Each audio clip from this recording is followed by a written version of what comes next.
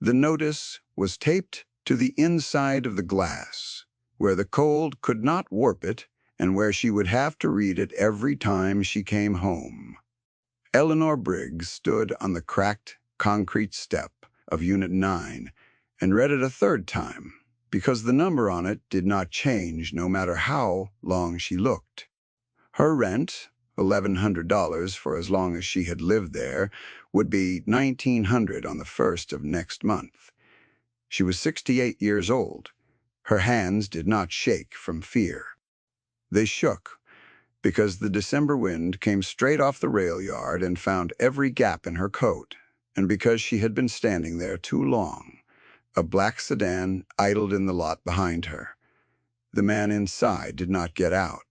He watched her read it, and when she finally turned, he gave her a small nod through the windshield, the kind of nod a man gives when he has already won and wants you to know he watched you understand it. Then he backed out slow and drove away, and the sound of his engine was a clean, expensive purr that did not belong on that street. Eleanor did not cry. She went inside, set her grocery bag on the counter, and sat down at the kitchen table where the linoleum had worn through to the wood in the shape of two elbows. She looked at her hands. She thought about her son, who she had not called for help in 11 years because he had a hard enough road without her troubles loaded onto it.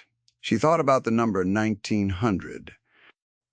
Then she did the arithmetic she already knew the answer to, and the answer was that her Social Security check did not stretch that far and never would. The man in the sedan was named Preston Calloway, and he believed he had bought a quiet thing. He had bought the whole block 8 months earlier, 4 squat buildings of 2-story units that had gone up cheap in the 60s and never been pretty since. The previous owner, an old man named Dorsey, had kept the rents low because he had known the tenants by their first names and because he had no children to leave money to, and did not see the point of squeezing people who had nowhere softer to land. Dorsey died in the spring. His estate sold the block to a holding company, and the holding company was Preston Calloway, who had a glass office downtown, and a plan to clear the buildings, raise everything to the studs, and sell luxury lofts to people who wanted to live near the new brewery district. The tenants were not part of the plan. They were friction. Friction got removed. Calloway had done the math on Eleanor Briggs the way he did the math on everyone. Old woman, fixed income, no lawyer, no leverage. The cheapest way to empty a unit was a rent number the tenant could not pay, because then they left on their own, and there was no eviction on the record, and no judge to slow him down. He had sent the same notice to 11 other units that week. Most of them would be gone by February. He had a spreadsheet, and the spreadsheet was beautiful. What the spreadsheet did not have a column for was the kind of man Eleanor Briggs had raised. Her son was named Wyatt, and he had left at 19 with a duffel bag and a chip on his shoulder the size of a manhole cover, and for a long time those years had been a closed door between them. He had ridden with a club. She knew that much and not much more, because he had kept the worst of it away from her on purpose, the way you keep a dog away from a thing that will hurt it. The door reopened, though slow, over the last few years. He called on Sundays now. He came for dinner when his work let him, and the work she had come to understand was not what she had feared in the early years. What she came to know instead was simpler. The club he rode with had a name she would not say in front of her church friends, the Iron Saints, and a clubhouse out past the grain elevators, and a code she did not fully understand. She understood the men, though, in it, because they had carried her groceries up the step when her hip was bad, and they had fixed her gutter without being asked. And one of them, a quiet, enormous man they called Deacon, had sat with her in the hospital waiting room the night she thought her heart was giving out, and had not said 3 words the whole time. And had not needed to. She did not call Wyatt about the notice. She told herself she would not. She told herself she would find a smaller place, somewhere across town, and not be a burden. She made that decision at the kitchen table with her cold hands, and she held to it for exactly 6 days. On the 7th day, the heat went out. It was 11 degrees that night, and Unit 9 had a furnace that Dorsey had nursed along for a decade, coaxing it through every winter with a wrench and a prayer and a willingness to come at midnight when an old woman called. The furnace was dead now. It had gone out with a single hard clunk just after supper, the way a heart stops, and then the small sounds of the house, the tick of the ducks, and the breath of the pilot, all went silent at once. Eleanor stood in the basement in her slippers and looked at the cold iron box of it and pushed the reset button the way Dorsey had taught her, and nothing happened, and she pushed it again, and still nothing. She climbed the stairs, slow on her bad hip. She called the number printed on the new management letter. It rang 4 times and went to a recording, a woman's flat voice saying the office was closed and to call back during business hours, and then a tone, and then nothing. She called again in case she had misdialed the same flat voice. She set the phone down on the counter and stood in her kitchen and watched her own breath begin to show in the air of her own home. Eleanor put on her coat, and then a second sweater over the first, and then a wool hat that had been her husband's. And she sat in the dark with the oven door open and all 4 burners lit, which she knew was dangerous and did anyway because the alternative was the blue flames hissed. She pulled the kitchen chair close and held her hands toward the open oven and watched the little fires and told herself it was only one night, that she would call again at 9 when the office opened, that she had survived worse. At some point, despite everything, she fell asleep in the chair. When she woke at 3 in the morning, the burners were still going, and her feet had no feeling in them at all, 2 dead weights at the ends of her legs, and the fear came up in her then real and cold, the fear of an old body in a cold room with no one coming. She was frightened in a way. She had not let herself be frightened in years. She sat there a long moment with her dead feet and her husband's hat. Then she did the thing she had sworn she would never do. She picked up the phone and she called her son. He did not ask many questions. He asked if she was warm enough to wait an hour, and she said yes, even though it was not quite true, and he said, "Sit tight, Ma," and the line went dead.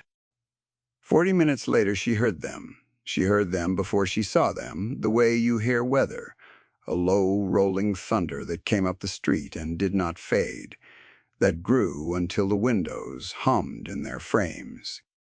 Then headlights swept across the ceiling, one pair and another, until the lot behind Unit 9 was full of motorcycles, and the sound cut off all at once and left a silence so complete it had weight.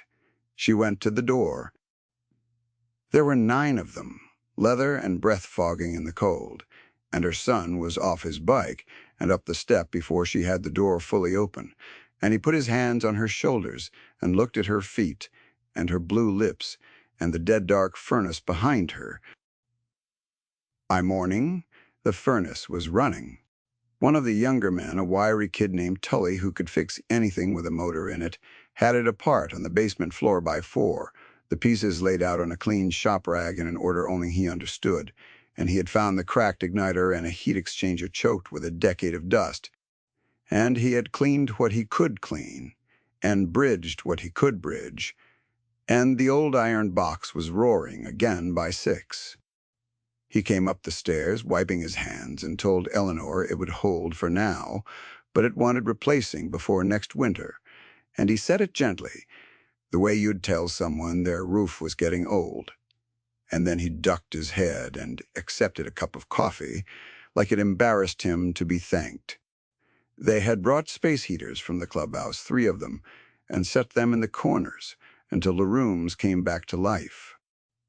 They had brought a thermos the size of a fire extinguisher full of coffee, and somebody had brought a bag of breakfast sandwiches, and a big man with gray in his beard was buttering toast at her counter as if he had done it in her kitchen 100 times.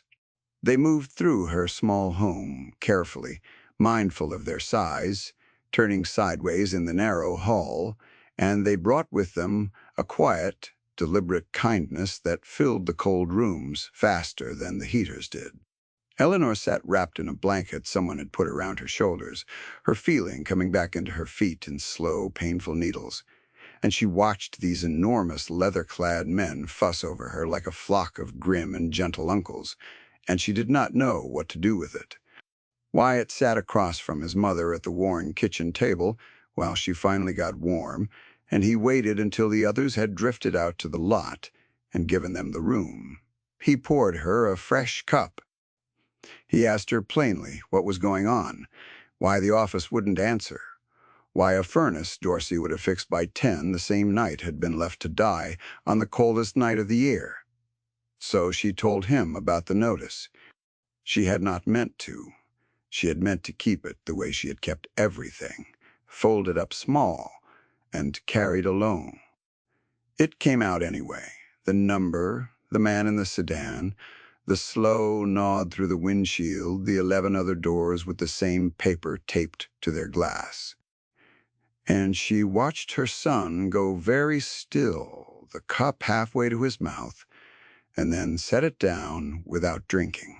Wyatt Briggs was 46 years old, built, lean, and hard, with his mother's gray eyes and a beard gone mostly silver, and a tattoo of a saint's medallion on the side of his neck that he had gotten the year he patched in. He did not raise his voice.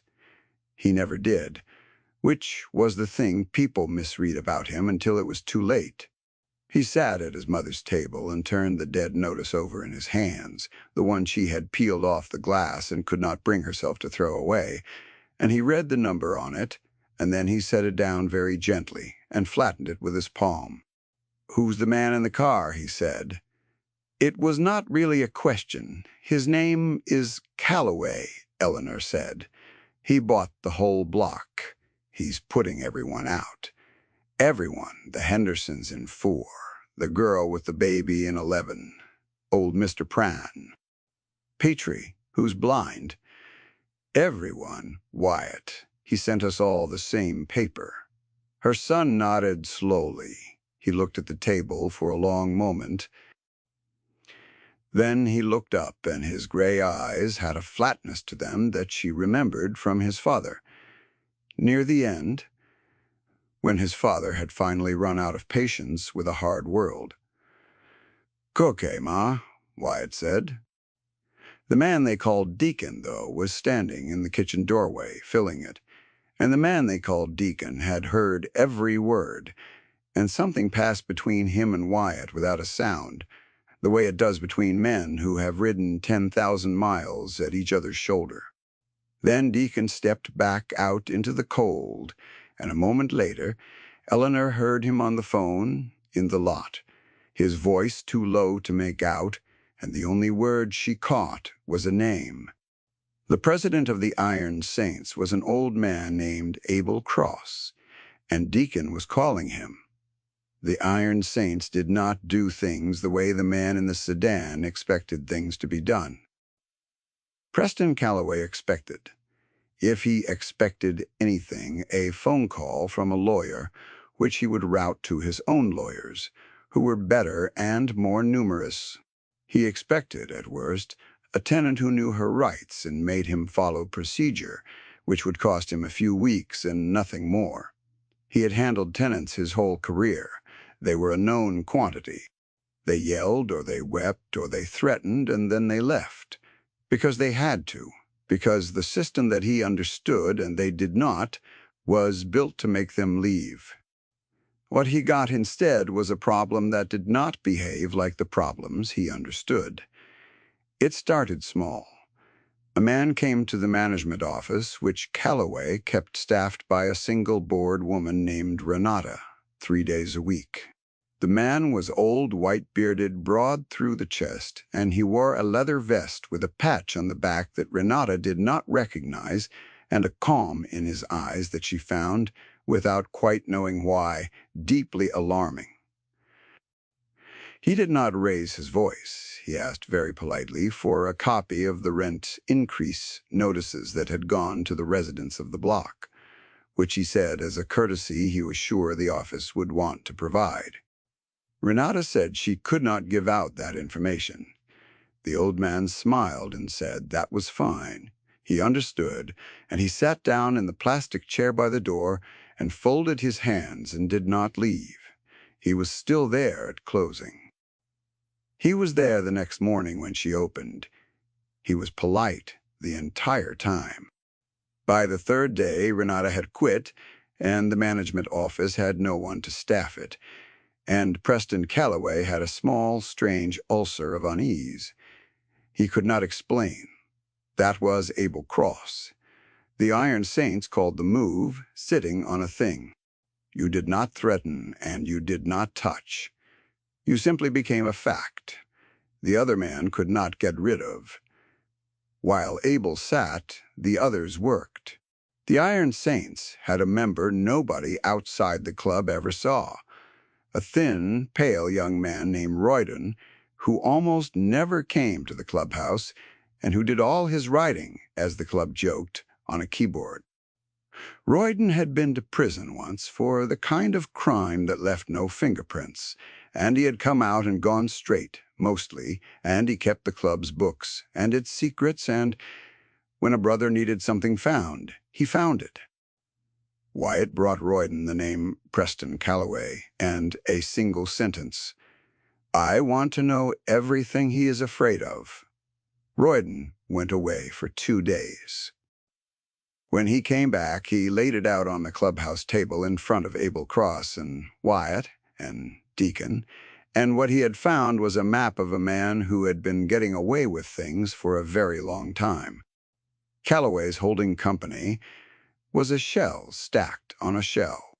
He had bought the block with money that had come from a development fund, and the development fund had been raised on the promise that the block would become affordable senior housing, because that promise had unlocked a city tax abatement worth more than $2 million. The abatement had specific conditions. It required that the existing low-income tenants be offered relocation or first refusal at controlled rents. It required documentation, filed quarterly, that those obligations were being met. Calloway had filed the documentation. The documentation was false. He had certified, under his own signature, that the tenants had been notified of their relocation rights and that none had been displaced by rent increases. He had certified this in the same month. He mailed 12 notices designed to do exactly that. It was, Royden said quietly, a federal-grade lie. The abatement money came partly through a federal housing program, and lying to get it and lying to keep it was not a thing that got settled with a check. It was the kind of thing that ended with a man in a courtroom that his lawyers could not buy. Abel Cross listened to all of it without moving.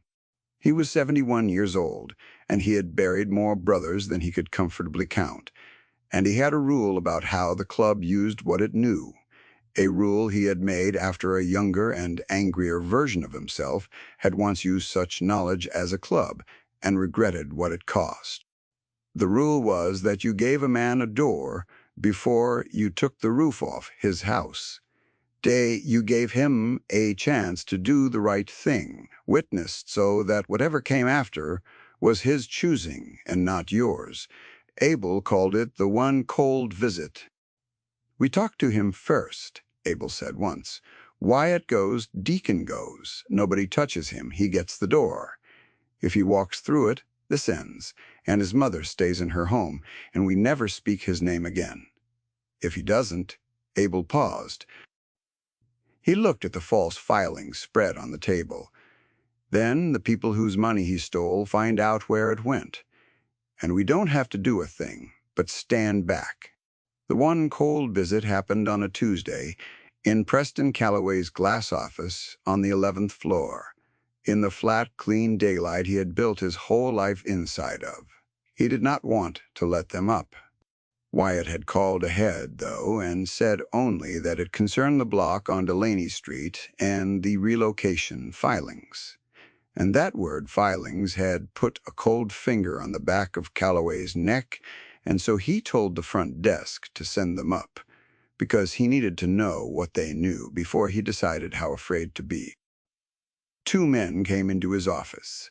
One was lean and silver-bearded, with a saint's medallion tattooed on his neck and his mother's gray eyes. The other was enormous and silent, and stood by the door with his hands folded and watched. The watching was somehow worse than anything he could have said. Neither of them sat down, though Calloway gestured at the chairs. "You sent my mother a notice," Wyatt said. 1100 to 1900. You sat in your car and watched her read it. Calloway's mind moved fast. He was good at this, at the quick recalibration, at finding the leverage in a room. "Mr. Briggs," he said, smooth, "I understand this is emotional, but these are legal rent adjustments in line with market rates. If your mother is having difficulty, there are programs, there's assistance she can apply for. I'd be happy to point her toward resources." He spread his hands. "Reasonable, a man being kind. Nobody's doing anything wrong here." "The senior housing abatement," Wyatt said. The room changed temperature. Calloway kept his face still, but a muscle moved at his jaw. "I'm not sure what you think you have." $2.1 million, Wyatt said. He did not raise his voice. He recited it the way a man reads a grocery list. "Granted, on the condition that the existing tenants get relocation or controlled rent. You signed the quarterly cuts. You swore the tenants were protected. You swore it the same month you mailed 12 eviction by price notices. That's not a rent dispute, Calloway. That's wire fraud against a federal program. That's the kind of paper that doesn't go away." For the first time, the smoothness cracked, and underneath it, Eleanor's son saw the thing Abel had told him he would see, the institutional animal realizing the institution would not save it. Calloway stood up fast. "Get out of my office," he said, and his voice climbed. "You think you can come in here and threaten me? I'll have you arrested. I have people. Do you have any idea who I know in this city?" Deacon, by the door, did not move. Wyatt did not move either. He let the threat hang in the air until it died of embarrassment. "We're not threatening you," Wyatt said quietly. "We're giving you a door. Here it is. You rescind every notice on that block. You put the rents back where Dorsey had them. You file the corrected certs, and you make the relocation rights real. Because they were supposed to be real, that's what you took the money for. You do that, and the people whose money you took never hear about any of this from us. Your buildings, your business, your name, you keep all of it. You keep your whole life. You just don't get to take my mother's home to do it." He set a single sheet of paper on the desk. It was one page of Royden's findings, enough to show Calloway it was real, not enough to be the whole hand. Then he turned, and Deacon opened the door, and they walked out into the clean, bright hallway and left Preston Calloway standing alone in his glass office, with the page on his desk and the whole flat, empty afternoon stretching out in front of him. He should have walked through the door. Abel had bet that he would not, and Abel had been doing this a long time. Calloway did the thing that men who have never faced a consequence always do. He decided the threat was a bluff. He decided these were bikers, not lawyers. and that whatever they had was thin or stolen or inadmissible, and that men like that did not actually go to the authorities, because men like that had their own reasons to stay clear of authorities. He convinced himself of it over a long, expensive dinner that night, and having convinced himself, he did not rescind the notices, he did the opposite. He called a man he knew, a man with a badge and a desk and an old debt to Calloway's family, and he reported that he was being extorted and threatened by a criminal motorcycle gang, and he gave them Wyatt's name. He decided to use the system, because the system had always been his. He did not understand that the Iron Saints had been counting on exactly this, because a man who calls the police to report extortion creates a record. He creates a sworn statement. And in that sworn statement, to make the threat sound serious, Preston Calloway described, in his own words, to a detective, the precise thing the bikers had accused him of: the abatement, the certifications, the tenants. He did it to paint himself, the victim. What he actually did was put the fraud into an official file under his own account of it, in front of a witness with a badge, while insisting he had done nothing wrong. He handed the prosecutors their first thread, and never felt it leave his fingers. And the detective he called an aging man named Sefton, who owed the Calloway family and had expected to make this go away quietly, listened to the story, and felt something turn in his stomach. Sefton had 31 years on the job and 8 months left before a pension he had counted down to the day. He had taken the call as a favor, the way he had taken 100 small favors over the years, the kind that never felt like much in the moment and added up over a career into a weight a man carried home every night. He sat across from Calloway in a conference room with a legal pad and wrote down the complaint, and waited for it to be the simple thing it was supposed to be. It was not simple, because Sefton had heard about the Delaney Street block. Half the city had heard about it by now, in the way of small cities where bad news travels the laundromats and the church basements. A blind man and a girl with a baby and an old woman who'd nearly frozen, all getting put on the street so a glass office man could build lofts for people who already had everywhere to live. And now the glass office man was sitting across the table calling himself the victim, his cuffs perfect, his watch worth more than Sefton's car, and admitting, without seeming to hear a single word coming out of his own mouth, to stealing $2 million of money. Calloway kept saying the bikers had threatened him. He kept circling back to it, and every time he tried to explain why it was so serious, he laid down another piece of what he had actually done. Sefton was a compromised man. He was not, it turned out, a fully corrupt one. There is a difference, and the difference is where stories, like this one, turn.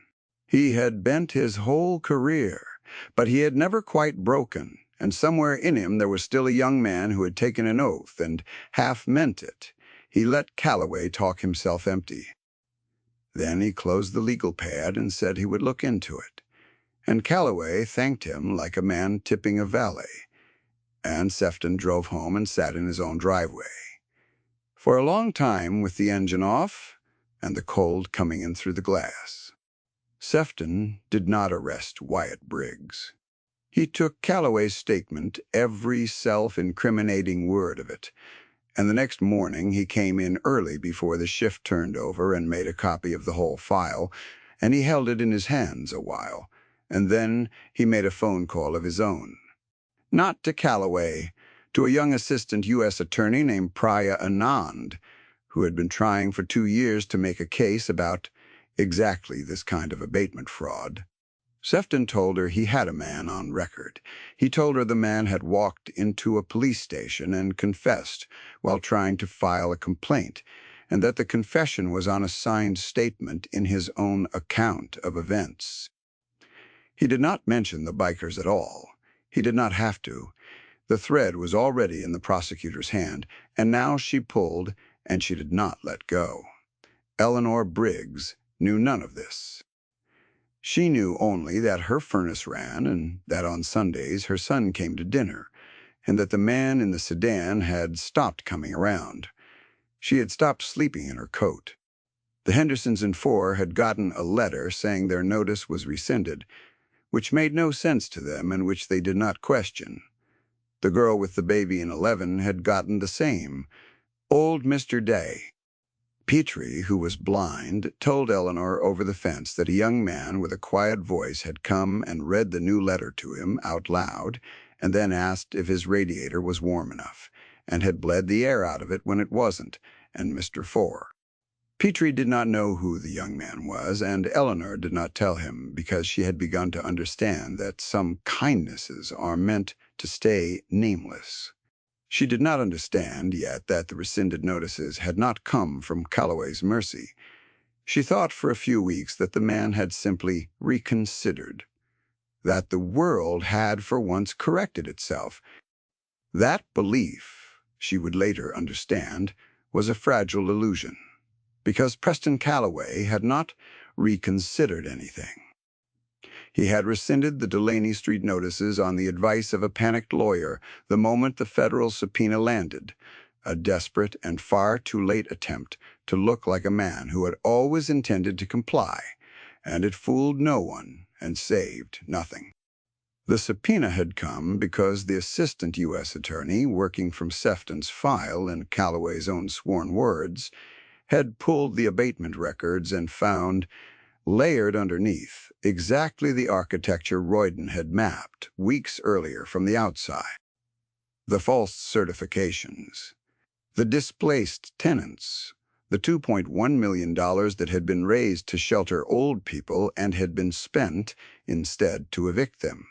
It was all there. It had always been there. Calloway had built it himself and signed every page because he had never once in his life imagined that anyone would look. The thing the Iron Saints understood, that Calloway never did, was that they did not need to do anything to him at all. They had only needed to make him afraid enough to reach for the system he trusted, and then let the system do what it does to a man who has lied to it under his own signature. Abel Cross had not raised a hand. He had sat in a plastic chair in a management office until a clerk quit, and he had given a guilty man one honest door, and when the man slammed that door and ran to the authorities to hide behind them, the authorities had turned out to be the one thing his money could not fully buy after all. The club had simply stood back exactly as Abel said they would and watched a man dismantle himself with the tools he had always used on everyone else. Preston Calloway's collapse was not loud. There was no dramatic arrest in the glass office, no cameras on the sidewalk, no perp walk for the evening news. There was a quiet Tuesday morning when his lawyers came to him in a windowless conference room, 3 of them, the most expensive in the city, and laid out the plea on offer and what the alternative looked like at trial.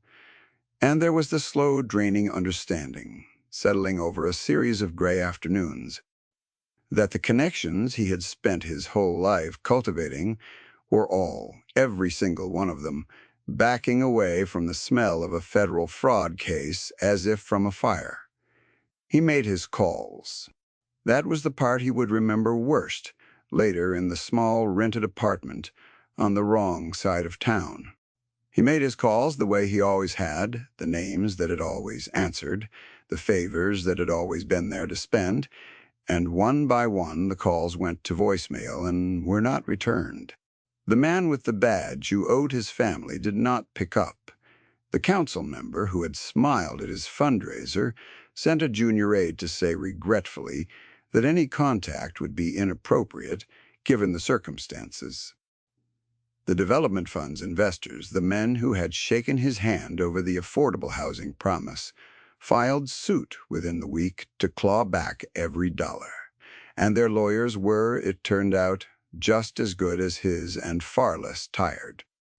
The glass office he had built his whole self inside of got sublet to a firm that sold commercial insurance, and a man came and unscrewed the brushed steel letters of his company name from the lobby wall, and that was the closest thing to a ceremony there ever was. By the time the spring came, Preston Calloway was a man who had bought one quiet thing and lost everything else trying to keep it. He had done it all to himself with his own hand in his own clean daylight. He had reached for the system every time, certain it was his, and the system had simply looked at what he had signed and done what it does. The last anyone on Delaney Street saw of him was the morning he came to clear the few things left in the management office, and he walked out into a flat, blinding noon with a single cardboard box, and he got into a car that was no longer the black sedan, and he drove off into the bright, empty light of the world he had always believed belonged to him. The Delaney Street block did not become luxury lofts. The receiver appointed over Calloway's defaulted holdings, looking for the cleanest way to satisfy the abatement's terms and quiet the federal interest, did the simplest possible thing. He honored the abatement as written. The block became at last the affordable senior housing the $2 million had been raised to build. The rents went back to where Dorsey had kept them and stayed there, written into a covenant, this time that no future buyer could lift. Eleanor Briggs would live in Unit 9 at $1,100 a month for the rest of her life if she wanted to, and so would the Hendersons and the girl with the baby and old blind Mr. Prasta, Petrie, and not one of them ever fully understood the machinery that had saved them. They knew only that the man in the sedan had gone away, and that the heat worked, and that the world had, against all the evidence of their long, hard lives, somehow held. On a warm evening in May, Eleanor sat on the cracked concrete step of Unit 9 and shelled peas into a bowl on her knees. The notice was long gone from the glass.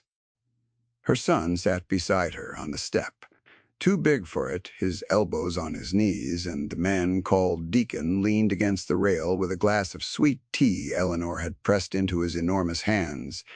And out in the lot, a few of the others were doing something to Tully's bike that involved a great deal of opinion and very little progress. Albel Cross had come by earlier and sat with her a while and eaten a slice of her pound cake and told her, in his low gravel of a voice, that her boy was a good man and that she had made him that way. And then he had ridden off before she could find an answer for it. She did not ask Wyatt the whole of what had happened. She had pieced enough of it together over the months to know the shape, and she understood that the rest was his and the club's to carry and not hers to hold. She asked him one thing anyway, that evening, on the step, with the peas making their small sound against the bowl. "Why didn't you just scare him?" she said. "The way I always thought you would. The way I was afraid of all those years." Wyatt was quiet a while. Down in the lot, an engine turned over and died, and somebody laughed. "Scaring him would have felt good for about a minute," he said, finally. Then he'd have a story about how the gang threatened him, and he'd still own the block, and you'd still be out. Abel taught me that a long time ago. A man like that, you don't have to break him. You just have to stop holding up the lie he built and step back and let the weight of it find him. He turned the empty pea pod over in his fingers, the way he had turned the notice over at the kitchen table months before. "He had 1,000 ways to hurt you, Ma.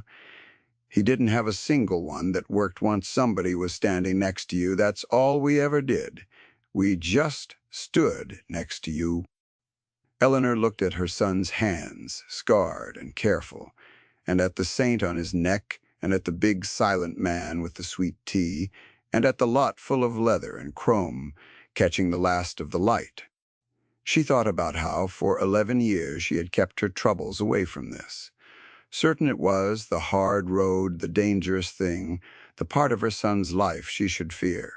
And she understood, sitting on her own step, in her own home, that no one could take, that she had been afraid of the wrong thing her whole life. The danger had always been in the glass office, in the clean daylight, in the smooth voice and the small nod through the windshield. The safety had been here all along, in the thunder she had once heard as a threat. She put the bowl of peas down on the step. She reached over and took her son's scarred hand in both of her own, the way she had not done since he was small, and he let her, and neither of them said anything because nothing needed saying. The light went gold and then went soft. Somewhere out past the grain elevators, a train called once, low and long, and the smell of the evening was cut grass and warm asphalt, and faint under it, the oil and leather smell of the men who had made themselves a wall around an old woman's life and asked nothing back. It smelled like home. If this story reminded you of someone who stood next to you when the world was trying to move you off your own front step, hold on to them and tell them while you still can, and if it moved you the way it was meant to. Take a moment to like this video and subscribe so these stories can find the people who need to hear that they were never as alone as the world made them feel.